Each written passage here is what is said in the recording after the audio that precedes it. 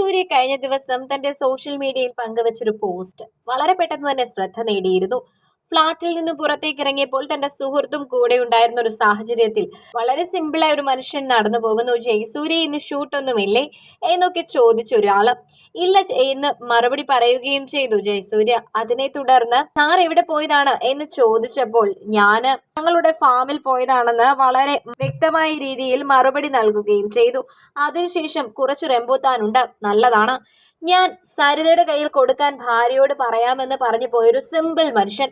ഇവര് തമ്മിലുള്ള സംഭാഷണങ്ങൾ കേട്ടുകൊണ്ടാണ് ജയസൂര്യയുടെ കൂടെ നിന്ന് സുഹൃത്ത് ചോദിച്ചത് ഇതാരാണ് എന്ന്.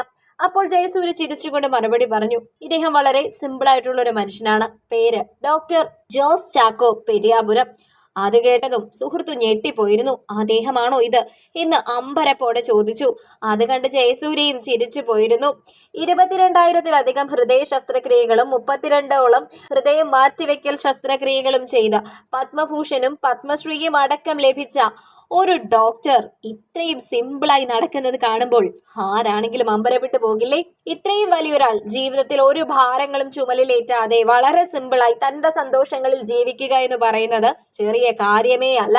അങ്ങനെ ഒരു കാര്യമാണ് ഇപ്പോൾ അദ്ദേഹവും ചെയ്തുകൊണ്ടിരിക്കുന്നത് എന്നാണ് പലരും പറഞ്ഞുകൊണ്ടിരിക്കുന്നത്.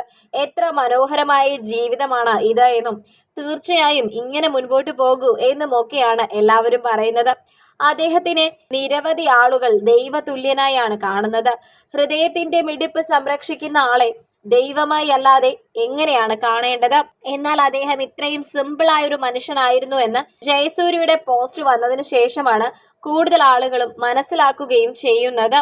എത്രത്തോളം സിംപ്ലിസിറ്റി ഉണ്ടോ അത്രത്തോളം ദൈവാനുഗ്രഹം കൂടുമെന്നൊക്കെയാണ് ചിലർ കമന്റ് ചെയ്യുന്നത്.